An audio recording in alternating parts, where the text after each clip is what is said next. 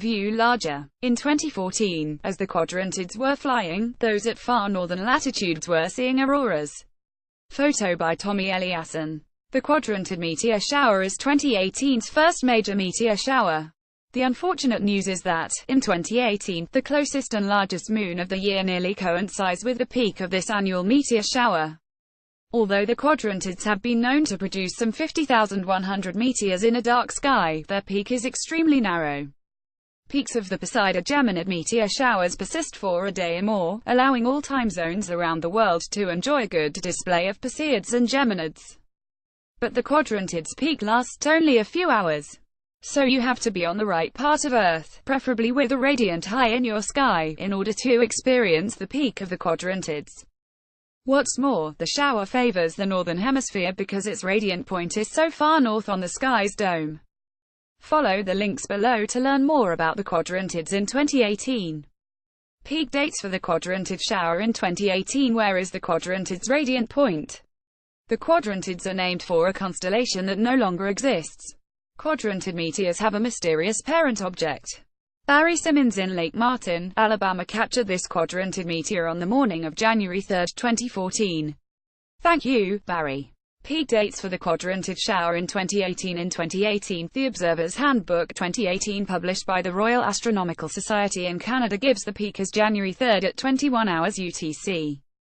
The International Meteor Organization seems to be in close agreement, listing 22 hours UTC as the peak. Keep in mind the prediction of the quadrantid peak represents an educated guess, not an ironclad guarantee.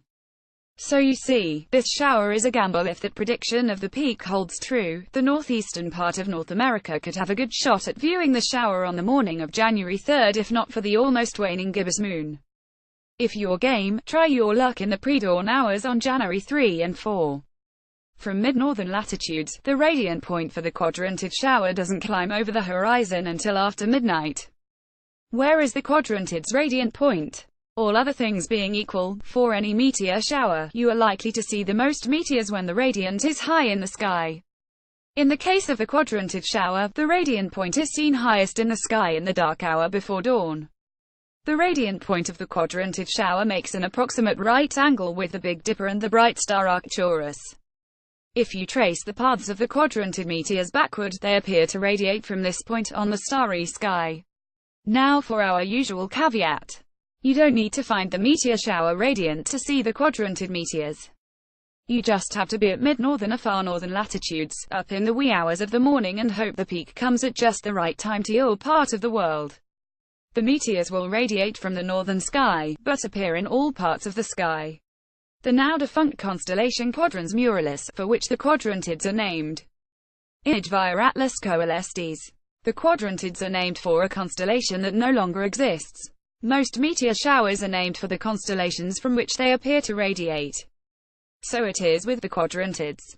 But the quadrantids constellation no longer exists, except in memory. The name quadrantids comes from the constellation Quadrans Muralis, mural quadrant, created by the French astronomer Jérôme Lalande in 1795. This now obsolete constellation was located between the constellations of Bootes the Herdsman and Draco the Dragon. Where did it go? To understand the history of the quadrantid's name, we have to go back to the earliest observations of this shower. In early January 1825, Antonio Brucolassi in Italy reported that the atmosphere was traversed by a multitude of the luminous bodies known by the name of falling stars. They appeared to radiate from Quadrans Muralis. In 1839, Adolphe Quetelet of Brussels Observatory in Belgium and Edward C. Herrick in Connecticut independently made the suggestion that the quadrantids are an annual shower. But, in 1922, the International Astronomical Union devised a list of 88 modern constellations. The list was agreed upon by the International Astronomical Union at its inaugural General Assembly held in Rome in May 1922. It did not include a constellation Quadrans Muralis. Today, this meteor shower retains the name Quadrantids, for the original and now obsolete constellation Quadrans Muralis. The radiant point for the quadrantids is now considered to be at the northern tip of Bootes, near the Big Dipper asterism in our sky, not far from Bootes' brightest star Arcturus. It is very far north on the sky's dome, which is why southern hemisphere observers probably won't see many if any quadrantid meteors. Most of the meteors simply won't make it above the horizon for Southern Hemisphere skywatches. But some might. In 2003, Peter Jenniskens proposed that this object, 2003 EAH1, is the parent body of the quadrantid meteor shower. Quadrantid meteors have a mysterious parent object. In 2003, astronomer Peter Jenniskens tentatively identified the parent body of the quadrantids as the asteroid 2003 EH1. If indeed this body is the quadrantid's parent, then the quadrantids, like the Geminid meteors, come from a rocky body, not an icy comet. Strange.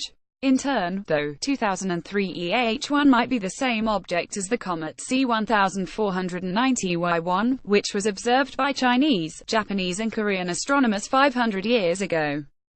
So the exact story behind the quadrantid's parent object remains somewhat mysterious. Bottom line, the first major meteor shower of 2018, and every year, the quadrantid meteor shower, will probably be at its best in the hours between midnight and dawn, January 3rd. Unfortunately, in 2018, the largest moon of the year will almost coincide with the peak of this annual shower. Celebrate 2018 with an Earth-ski moon calendar.